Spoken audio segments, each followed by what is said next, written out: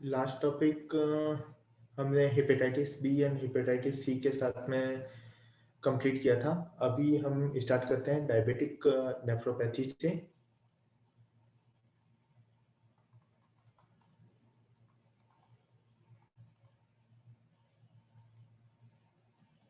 Nephrotic हो गया, nephritic हो गया, एम्पीजियन, ल्यूपस हो गया था, एल्पोर्ट का टायर, renal vein thrombosis, hepatitis B and hepatitis C, diabetic nephropathy.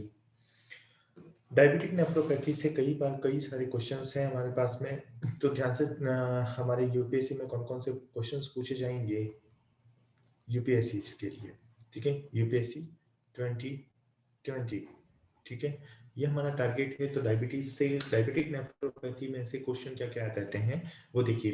First question क्या रहेगा, अर्लीस्ट चेंजेस। और ये सबसे मोस्ट इंपॉर्टेंट एमसीक्यू रहता है यूपीएससी के पॉइंट ऑफ व्यू से कि डायबिटिक नेफ्रोपैथी में अर्लीस्ट चेंजेस क्या देखने को मिलेंगे। हमारा आंसर क्या होना चाहिए, हमेशा आंसर रहेगा thickening of the basement membrane. Thickening of the basement membrane, thickening of the basement membrane को ही हम क्या कहते हैं, मेम्ब्रेनस ग्लोमेरुलोनेफ्राइटिस। कोई कंफ्यूजन मत रखना। ठीक है, तो क्वेश्चन कैसे भी आए हमारे को पता होना चाहिए। सेकंड, ये तो हुआ क्या, अर्लीस्ट की बात आई, अर्ली। ठीक है, अगर क्वेश्चन आता है मोस्ट कॉमन, अगर क्वेश्चन आता है मोस्ट कॉमन चेंजेस, तो वहां पे आंसर चेंज होता है। और वहां पे आंसर क्या बनेगा हमारा, डिफ्यूज ग्लोमेरुलो स्क्लेरोसिस।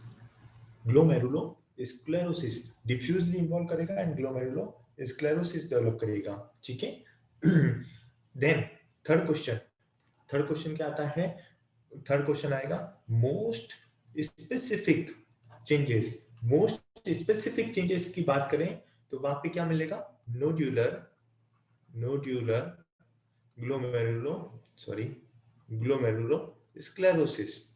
ठीक है, और इसी को हम क्या बोलते हैं, इसी को हम दूसरे नाम से जानते हैं, ये लिखा हुआ नाम, ये रहा, किमिल्स्टन विल्सन डिजीज। ओके, तो इस नाम से पूछ ले, या नोडुलर ग्लोमेरुलो स्क्लेरोसिस के नाम से पूछ लें, या एक और नाम है इंटरकैपिलरी ग्लोमेरुलो स्क्लेरोसिस। इंटर, ये आप देख रहे होंगे किमिल्स्टन विल्सन डिजीज क्या है, तो ये क्या चीज होती है, इंटर कैपिलरी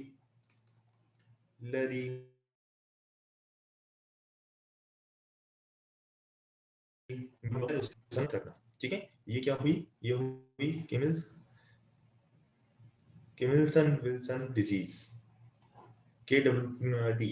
ओके, अगर क्वेश्चन आता है फोर्थ क्वेश्चन, देखो केवल अपना क्या रहता है कि यहाँ पे क्वेश्चन में क्या पूछा जाता है, मोस्ट स्पेसिफिक है, मोस्ट कॉमन है, या अर्लीस्ट चेंजेस के लिए पूछा जाता है, या फोर्थ क्या फर्स्ट आएगा, first clinical detectable, clinically detectable sign. First clinically detectable sign कौन सा होगा, फर्स्ट क्लिनिकल साइन क्या रहेगा, तो वहां पे आंसर जाएगा। आपने कई सारे, जो पिछली बार AIPGT के अंदर भी क्वेश्चन आया था, AIPGT के अंदर भी क्वेश्चन आया था कि फर्स्ट क्लिनिकल साइन क्या मिलता है, तब आंसर क्या जाना चाहिए, माइक्रो एल्ब्यूमिन, एल्ब्यूमिन यूरिया, ये लिखा हुआ फर्स्ट क्लिनिकल साइन क्या मिलेगा, माइक्रो यूरिया। तो अभी आप जो भी एमसीक्यू सॉल्व आउट करते हैं ना, तो इसमें जो भी कंफ्यूजन होता है, तो एक स्लाइड में आपको समझ में आ गया कि कब आंसर हमारा कौन सा होना चाहिए। ठीक है ना, दो साइन है इंपॉर्टेंट कि, 2 सेकेंड मैं भी बता देता हूँ कौन से साइन है, किस तरीके से हैं, ये समझ में आएंगे। ठीक है, यहाँ तक अभी आपको समझ में आ गया है। ठीक है, अब एक चीज और है, डायबिटिक, अगर डायबिटिक नेफ्रोपैथी है किसी को, तो वहां पे हम क्या करेंगे, स्पॉट यूरिन जो लेते हैं, कि अर्ली मॉर्निंग जो यूरिन रहते हैं, ठीक है ना, तो वहां पे हमारा एल्ब्यूमिन क्रिएटिन, क्रिएटिन रेशियो क्या मिलना चाहिए, वो मिलेगा माइक्रो के अंदर, और वो होगा 330 to 300 माइक्रोग्राम पर mg। ओके, अब दो चीजें आती हैं जो कि मैंने रेड में लिखा है, और ये बाई नेम पूछा जाता है। पहली चीज कि हमारे पास में एमसीक्यू क्या है, एमसीक्यू ये है, फर्स्ट एमसीक्यू कि कैप्सुलर ड्रॉप किसमें देखने को मिलता है, answer is diabetic nephropathy. And second question पूछा जाता है फिब्रिन कैप, फिब्रिन कैप किसमें देखने को मिलती है, तो answer is diabetic nephropathy. Okay, capsular drop, capsular drop क्या रहता है कि यहां पे जो हमारा सॉरी जो इयोसिनोफिलिक thickening of the parietal layer of the Bowman's capsule, ये हमारा बोमन्स कैप्सूल है, तो यहाँ पे एक thickening of the parietal layers की इस तरीके से दिखेगी और ये ऐसी लगेगी कि कोई कैप्सुलर ड्रॉप है, जैसे कि ना बारिश के मौसम में पत्तों के ऊपर जैसे बूंदें होती हैं उसी तरीके से ये ड्रॉप्स दिखाई देती हैं। इसी को हम क्या कहते हैं, कैप्सुलर ड्रॉप्स। और ये क्यों डेवलप होते हैं, due to the eosinophilic thickening, due to the इयोसिनोफिलिक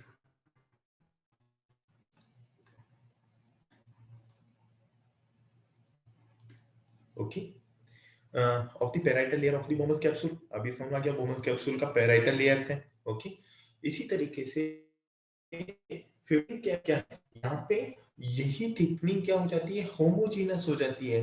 तो वो किस तरह की शो होती है, वो एक कैप की तरह शो होती है कि कोई कैप पहने ऊपर, क्योंकि ये क्या हो जाती है यहाँ पे एक टॉप की तरह है और ये कब अगर कंटिन्यू हो जाए तो ऐसे लगे कि कोई कैप पहना रखी है।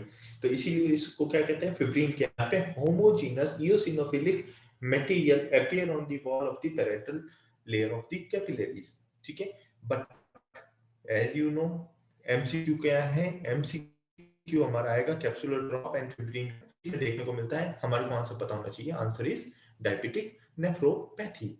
ओके, जैसे कि अब मैं बोला था कि हम क्या डिस्कस करेंगे अभी आज, एकेआई।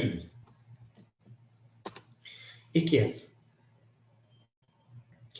अच्छा, हम जब फाइनल ईयर में और आपने भी पढ़ा होगा, अपन क्या पढ़ते थे, रीनल फेलियर, हमारे हम यही टॉपिक पढ़ते थे ना, acute renal failure. But acute renal failure nowadays use नहीं होता है, उसकी जगह कौन सा वर्ड यूज होता है, उसकी जगह वर्ड यूज होता है वो है acute, sorry, acute kidney injury.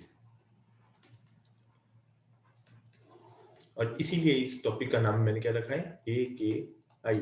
ठीक है ना, आप अगर हैरिसन उठाएंगे तो हैरिसन में आपको ए के आई वर्ड ही मिलेगा, ये वर्ड रेयरली मिलेगा। ठीक है ना, हैरिसन में उसको, लेटेस्ट हैरिसन में ए के आई मेंशन कर रखा है। ठीक है, इसमें क्या मिलेगा, देखिए, increase serum creatinine level by at least 0.3 milligram पर डीएल और greater than 15% of the higher than the baseline in 24 hours। ठीक है, इसको हम कहेंगे विद इन 24 आवर्स डेवलप हुआ है, इसीलिए इसको हम क्या कहेंगे, एक्यूट किडनी इंजरी। बट हमारे को क्या याद रखना है, किडनी इंजरीज की वैल्यू याद रखनी है, किडनी इंजरी वैल्यूज क्या है। ठीक है, कि increase serum creatinine level by at least 0.3 milligram पर डीएल, कि हर 3 मिलीग्राम 0.3 मिलीग्राम बढ़ जाना चाहिए इन 24 आवर्स। ओके, और या फिर दूसरा क्या हो जाना चाहिए, यूरिन आउटपुट डिक्रीज हो जाना चाहिए। तो क्वेश्चन क्या बनता है एकेआई का एमसीक्यू, कि either increase serum creatinine level, okay, first question. And second question कि डिक्रीज, और ये पूछते भी हैं पॉलीयूरिया किस में मिलता है। ठीक है ना, यहाँ पे हमारे को क्या मिल रहा है, डिक्रीज यूरिन आउटपुट मिल रहा है, यूरिन आउटपुट। ठीक है, और वो कितना होता है इसकी वैल्यू पता होनी चाहिए, ये 0.5 है, लेस देन 0.5 ml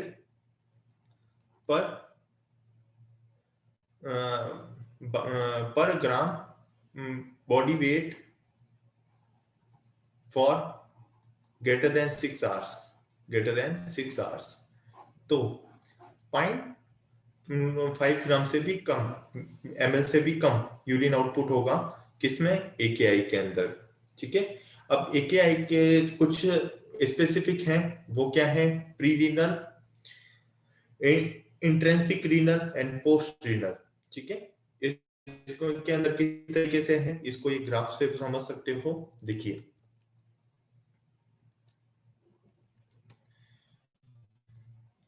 देखिए ARF के अंदर से क्वेश्चंस तो मैंने बता दिया, वहां से आएगा। अगर मोस्ट कॉमन अगर पूछा जाता है तो मोस्ट कॉमन कौन सा रहेगा, और वो रहता है pre renal. Pre renal is the most common second MCQ। ठीक है, AKI का।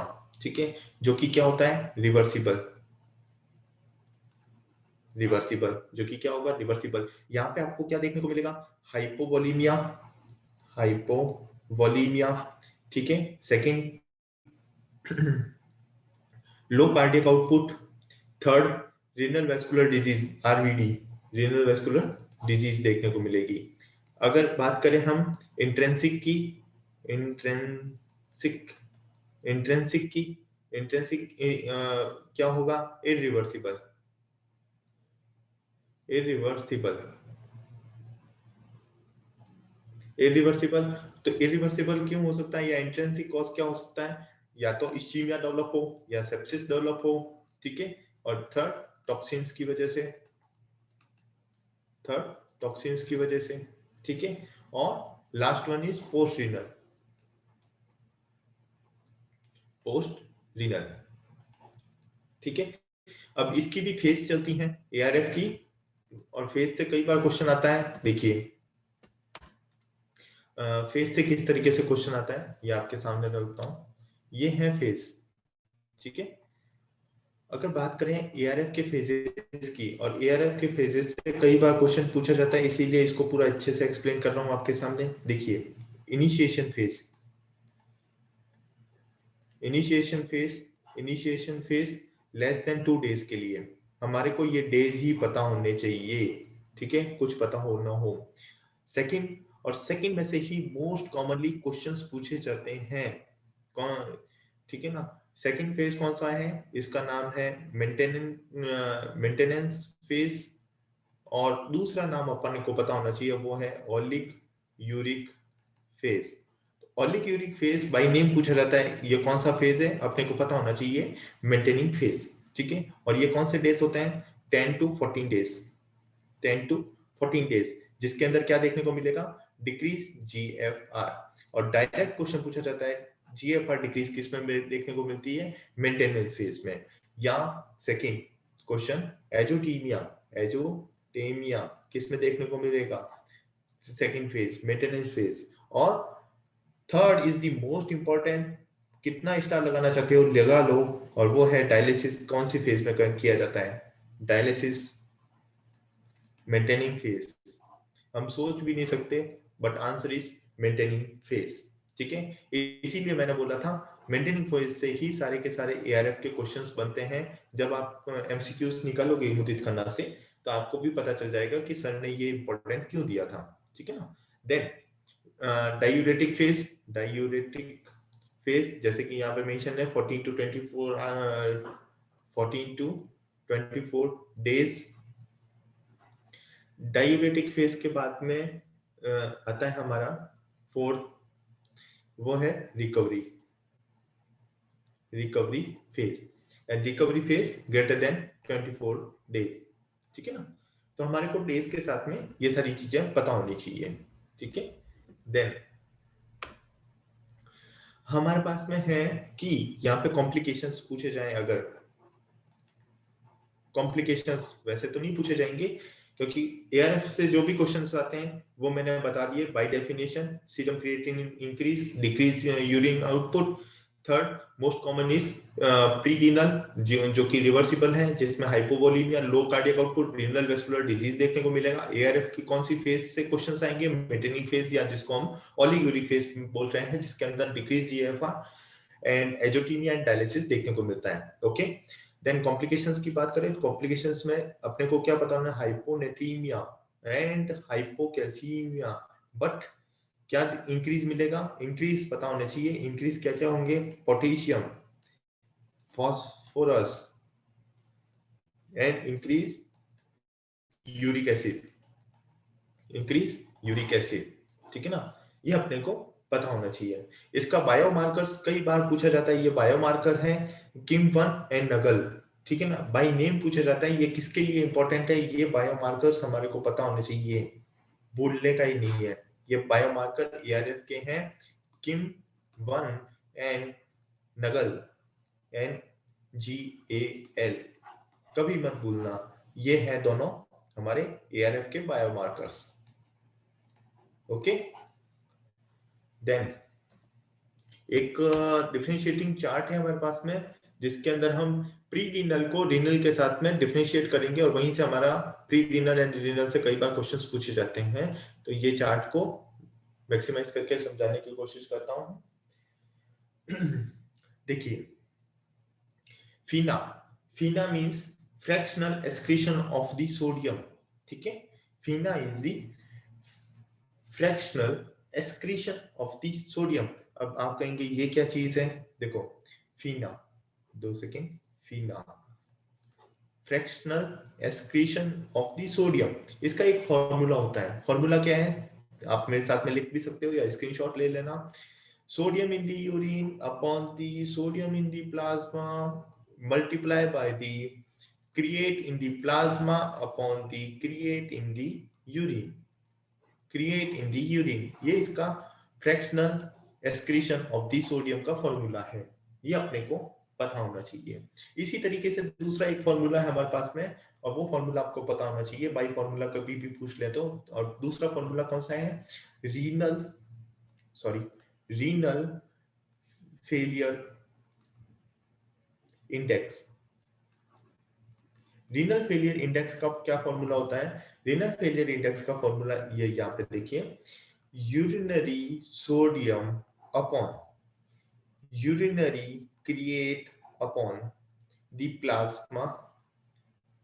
प्लाज्मा क्रिएट, ठीक है ना? तो इसको इस वाले ब्रैकेट में रखना एंड इसको इस वाले ब्रैकेट में रखना, ठीक है ना? ये इसका फॉर्मूला है। तो कई बार है ना हमारा एमसीक्यू इनसे भी बन सकता है, तो हमारे को पता होना चाहिए रीनल फेलियर इंडेक्स का फॉर्मूला क्या है एंड फीना का फॉर्मूला क्या है, ठीक है? अब आगे चलते हैं कि आपको फीना का बताया कि प्री रीनल में क्या है? लेस देन 1%, रीनल में ग्रेटर देन 1%। यूरिनरी सोडियम की बात करें तो अगर बात करें तो लेस देन 10 मिलीमोल पर लीटर, ठीक है? और ग्रेटर देन 20 मिलीमोल पर लीटर। अगर बात करें हैं यूरिन, इसकी बात करें ओनली इतने से कि urine create upon the plasma create का रेशियो क्या है, तो वहां पे ग्रेटर देन 40, यहाँ पे लेस देन 20, ठीक है? BUN अपॉन द क्रिएट का रेशियो अगर देखा जाए तो greater than 20, less than 10, okay? Renal failure index का फॉर्मूला मैंने अभी बताया, ये वाला पूरा फॉर्मूला है रीनल फेलियर इंडेक्स का, और रीनल फेलियर इंडेक्स अपने को पता होनी चाहिए, ठीक है? रीनल फेलियर इंडेक्स का लेस देन 1, ठीक है? और यहाँ पे greater then 1, okay? Urinary sediments यहाँ पे हाईलीन कास्ट मिल जाएंगे, और यहाँ पे मडी ब्राउन ग्रेनुलर कास्ट। और इससे ही कई बार क्वेश्चन, एक तो क्वेश्चन आएगा हमारा रीनल फेलियर इंडेक्स से, ठीक है? और दूसरा हमारा यूरिनरी सेडिमेंट से, कि मडी ब्राउन ग्रेनुलर कास्ट कौन से में देखने को मिलते हैं, तो वो हमारे रीनल, इंट्रिंसिक रीनल में देखने को मिलेंगे, ओके? देन सीआरएफ की बात करते हैं, और सीआरएफ के अंदर क्या क्वेश्चन आएंगे? इसके 6 ग्रेड से क्वेश्चन पूछे जाते हैं, एंड 6 ग्रेड से कैसे क्वेश्चंस पूछे जाते हैं वो देखिए। अगर बात करें सीआरएफ की क्रोनिक रीनल फेलियर की, तो इसके अंदर मैंने क्या बोला था कि ग्रेड्स हैं, और वो टोटल कितने ग्रेड हैं? According to the Harrison 6 grade है, ओके? तो जीरो ग्रेड ऑफ जी, तो यहाँ पे हम किसकी ग्रेड, किसके बेसिस पे बात कर रहे हैं? ग्लोमेरुलर फिल्ट्रेशन रेट के अकॉर्डिंग बात करेंगे। तो यहाँ पे ऑलमोस्ट नॉर्मल रहेगी greater than 90 ml per minute, वैसे जब मैंने ना जब रीनल स्टार्ट किया था तो cardiac output 5 litre cardiac output से लेके मैंने पूरा वहां पे 120 ml पर मिनट हमारी क्या रही थी, जीएफआर रेट रही थी, जीएफआर रेट रही थी। तो इस 120 is the normal GFR, but ये भी है ना प्लस माइनस 10 हो सकती है, ठीक है ना। तो अपने को पता होनी चाहिए नॉर्मल कितनी है। तो इसका किस तरीके से आता है 120, ये भी मैंने अच्छे से एक्सप्लेन किया है, ठीक है ना। तो अभी अपन बात कर रहे हैं greater than 90 ml per minute with risk factor होने चाहिए, with risk factor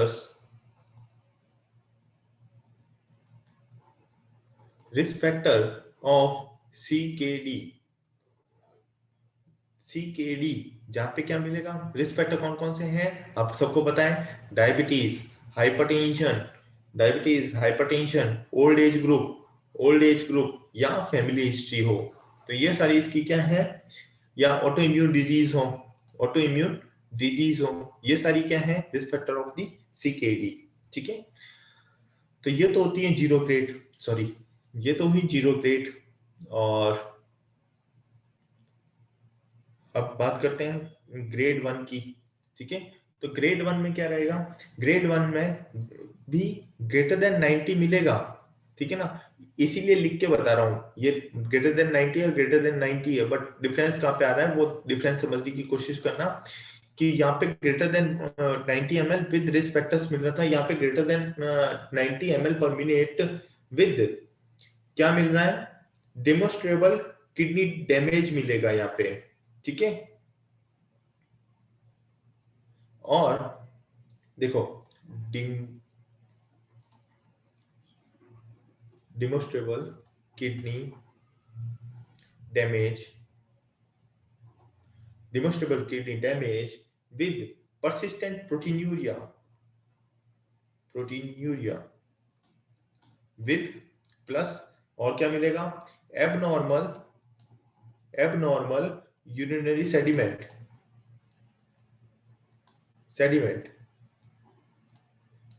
और यूरिनरी सेडिमेंट आपको भी पता है कब मिल सकते हैं, जब ऊपर किडनी के अंदर ही कुछ न कुछ इन्फ्लामेशन या ग्लोमेरुलोनेफ्राइटिस डेवलप हुआ हो, तभी तो सेडिमेंट नीचे आएंगे, ठीक है ना। तो वहां पे डिमोस्ट्रेबल किडनी डैमेज को शो करेगा। तो आपको समझ में आया जीरो ग्रेड एंड ग्रेड 1 के अंदर डिफरेंस क्यों है, ठीक है। यहाँ पे वैल्यू सेम है बट कुछ ना कुछ डिफरेंस है, बाकी सबकी वैल्यूज याद रखनी है। कौन कौन सी, सेकंड में 62 89, थर्ड ग्रेड के अंदर 30 to 59, फोर्थ के अंदर 15 to 29 एंड फिफ्थ के अंदर लेस देन 15। तो जो हमारे पास में थर्ड से लेके फोर्थ एंड फिफ्थ, ये तीनों लास्ट की जो ग्रेडें हैं वो क्या लेती हैं, इसी चीज को हम क्या बोलते हैं, इसी को हम बोलते हैं, just a second, grade 3, 4 and 5। तो ये लास्ट की जो 3 हैं वो क्या कहलाती हैं, and stage renal disease, okay, and stage renal disease, okay. अब आप कहेंगे कि सर जीएफआर कैसे कैलकुलेट करते हैं, तो जीएफआर कैलकुलेट करने का एक बाय नेम पूछा जाता है, जीएफआर कैलकुलेट करने का बाय नेम पूछा जाता है, ग्लोमेरुलर फिल्ट्रेशन रेट कैसे कैलकुलेट की जाती है, तो उसका एक इक्वेशन है, और उसका इक्वेशन का नाम क्या है, कॉक-रॉफ-गोल्ड इक्वेशन।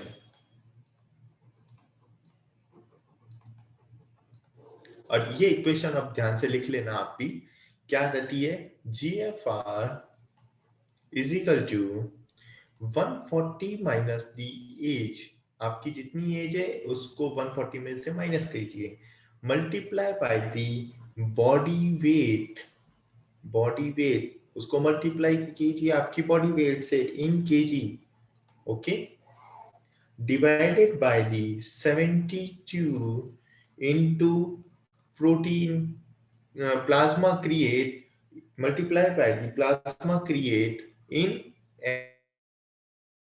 mgl, okay. और अगर जो भी वैल्यू आएगी, ठीक है ना, अगर जो भी वैल्यू आती है, तो अगर पेशेंट मेरा क्या है, female, if a patient is female, then जो भी वैल्यू आएगी जीएफआर की, उसको किससे मल्टीप्लाई करेंगे, हम उस वैल्यू को मल्टीप्लाई करेंगे 0.85 से। तो ये स्पेसिफिक कंडीशन हो गई। तो ये तो जीएफआर का फॉर्मूला है, और अगर फीमेल होगी तो हम उसको मल्टीप्लाई कर देंगे एंड रिजल्ट को 0.85 से। ओके, कोई कंफ्यूजन, स्क्रीनशॉट ले सकते हैं। ओके, देन हम बात करेंगे रीनल पेपिलरी नेक्रोसिस की। ये नेक्रोसिस एंड ये फॉर्मूला लिखा हुआ है रीनल पेपिलरी नेक्रोसिस। देखो, रीनल पेपिलरी नेक्रोसिस के अंदर क्या क्वेश्चन आता है, उसके कौन से क्वेश्चन आता है। पहली चीज तो आप क्योंकि यूपीएससी क्रैश कोर्स में ज्वाइन है हमारे होमियो एकेडमी के, तो आपको पता होना चाहिए क्वेश्चन कहाँ से आ रहा है। रीनल पेपिलरी नेक्रोसिस, जो भी हमारा पेपिलास है किसके अंदर, किडनीज के अंदर, तो वहां पे क्या डेवलप हो रहा है, पहले इस्चीमिया डेवलप हो रहा है, इस्चीमिया किस में कन्वर्ट हो जाएगा, हमारा नेक्रोसिस में, नेक्रोसिस में डेवलप हो जाएगा। ओके, तो इसकी वजह से क्या क्लिनिकल फीचर्स आएंगे, 3 clinical features, loin pain, then haematuria, then develop होगा रीनल फेलियर, देन डेवलप होगा रीनल फेलियर। अब बात आती है कॉज की, कि कॉज कौन कौन से हैं। तो हम कॉज किससे याद रखते हैं इसका, पोस्ट कार्ड से, POST पोस्ट। एंड ये आपने इसमें मैथ्यू में भी दे रखी है, आपके मैथ्यू जो बुक है प्रैक्टिस ऑफ मेडिसिन की, उसमें भी ये दे रखी है trick, post card, CARD, post card. ठीक है, P means pyelonephritis,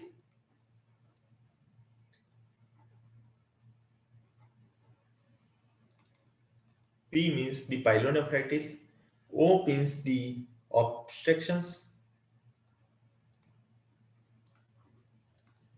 O means obstructions, then S means sickle cell anemia, T means TB, C means cirrhosis of the liver, cirrhosis, then A means analgesics,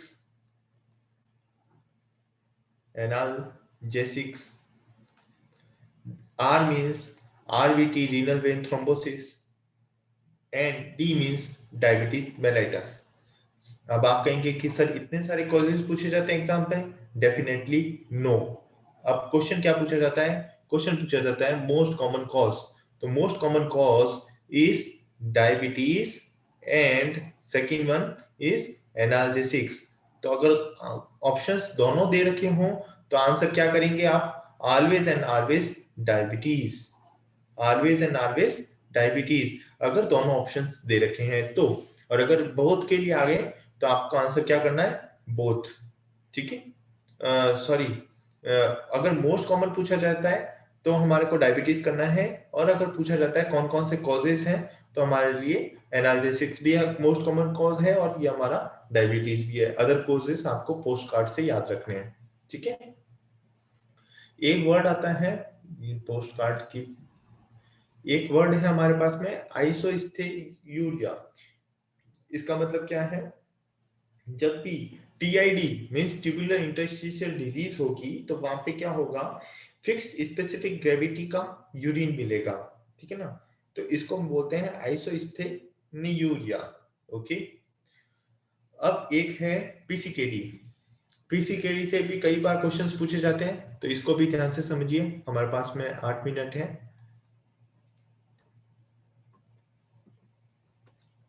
देखिए, ध्यान से समझने की कोशिश करना, मैं पूरा समझा रहा हूँ। पीसीकेडी, पीसीकेडी, तो पीसीकेडी मेन चीज याद रखो कि बाइलेटरल इन्वॉल्वमेंट करता है। कई बार क्वेश्चन में ऑल एक्सेप्ट जो क्वेश्चंस आते हैं तो उसके अंदर इसी से क्वेश्चन पूछे जाते हैं, उसको यूनिलेटरल कर देते हैं, तो एक्सेप्ट के अंदर वो टिक हो जाता है। ठीक है ना, पहला क्वेश्चन तो यहां से बन गया। Second, PCKD autosomal dominant and autosomal recessive हो सकती है।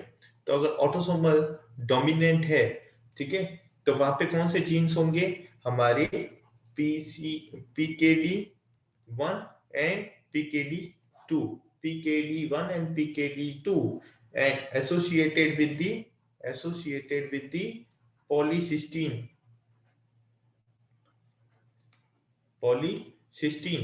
ओके। अगर बात करें इसके क्लिनिकल फीचर्स की, तो क्लिनिकल फीचर्स में हमारे को क्या देखने को मिलेगा यहाँ पे? Pain in abdomen, then haematuria, then nocturia, then hypertension due to the RE system activation की वजह से हाइपरटेंशन मिलेगा, ठीक है। एंड नेफ्रोलिथियसिस, इस रीनल स्टोन्स तो बनेंगे ही, स्टोन्स, नेफ्रोलिथियसिस, ओके। और एक्स्ट्रा रीनल का अगर सिम्टम्स आता है, ठीक है, तो क्वेश्चन क्या पूछा जाएगा, इससे क्वेश्चन क्या पूछा जाता है, पीसीकेडी ऑटोसोमल डोमिनेंट के अंदर most common extra renal cyst कौन से पोर्शन में देखने को मिलती है, और हमारा आंसर हमेशा क्या जाना चाहिए, बिना सोचे समझे लीवर जाना चाहिए। Liver is the most common, liver is the most common. अगर क्वेश्चन पूछा जाता है उल्टा और पूछा जाए कि किसमें नहीं मिलती है, क्वेश्चन क्या आ गया, किसमें सिस्ट नहीं बनती है, पीसीकेडी की सिस्ट मोस्ट कॉमनली हमने देखा लीवर में बनती है, और एक्स्ट्रा रीनल सिस्ट कहां नहीं बनती है, तो वो आंसर क्या जाएगा, लंग्स। तो ये जो मैंने स्टार लगाया मतलब लंग्स में नहीं बनती है, and extra renal cyst liver के अंदर मोस्ट कॉमन है। स्टार का मतलब क्रॉस है, तो मैं जैसे कहता हूं लंग्स के अंदर बिल्कुल नहीं बनेगी, तो ये क्रॉस लगाने का मेरा फंडा है, ठीक है, कि एक्स्ट्रा रीनल सिस्ट लंग्स में तो पीसीकेडी की तो नहीं बनती है, ठीक है, ओके। अगर बात करें ऑटोसोमल रिसेसिव की, ठीक है, एआर की, तो वहां पे कौन से क्या रहते हैं, अभी देखिए, ओके, हम बात कर रहे हैं एआर ऑटोसोमल रिसेसिव के अंदर पीसीकेडी की, पॉलीसिस्टिक किडनी डिजीज के अंदर तो कौन से, क्रोम 6 एंड PKHD1, जो कि क्या है, ये एक तरीके का प्रोटीन है, ये लिखा हुआ प्रोटीन है फिब्रोसिस्टीन, ठीक है, और ये मेनली किस में देखने को मिलेगा, इन्फेंसी एज ग्रुप में, देखने को मिलेगा। एंड 50% डाई इन यूट्रो, 50% जो भी पेशेंट होंगे जो एआर की वजह से होंगे वो इन यूट्रो ही हैप्पी बर्थडे हो जाएगा उनका, तो ठीक है।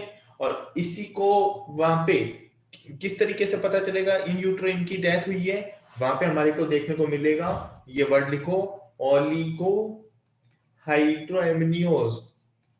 Dr. Nitesh, just 3 minutes left. All of you, please rejoin again using the same link. Okay, rejoin immediately. Okay. Oligohydramnios, okay, and यही ओलिगोहाइड्रोएमनियोज इन यूट्रो एक साइन कहलाता है, एंड इस साइन को हम क्या बोलते हैं, पोर्टर्स सिंड्रोम, ओके। पीसीकेडी, एआर, इन यूट्रो, ओलिगोहाइड्रोएमनियोज, पोर्टर सिंड्रोम, ठीक है, इस सीक्वेंस में हमारे को याद रखना है।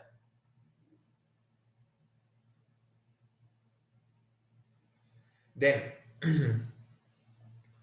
अगर ये सरवाइव कर जाए, ठीक है, गलती से वो सरवाइव कर जाए पेशेंट, तो वहां पे क्या होगा, तो वहां पे end stage renal disease develop होगी and by the age of the, जब वो 3 साल का अपना हैप्पी बर्थडे बनाएगा तब उसका हैप्पी बर्थडे हो जाएगा।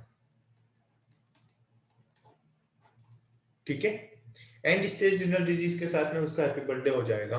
ओके, अब जैसे कि उसमें मैंने बताया था ऑटोसोमल डोमिनेंट के साथ में एसोसिएट कर रहा था क्या, पॉलीसिस्टीन। तो यहाँ पे क्या एसोसिएट करता है, हमारे पास में 2 मिनट है, देखते हैं।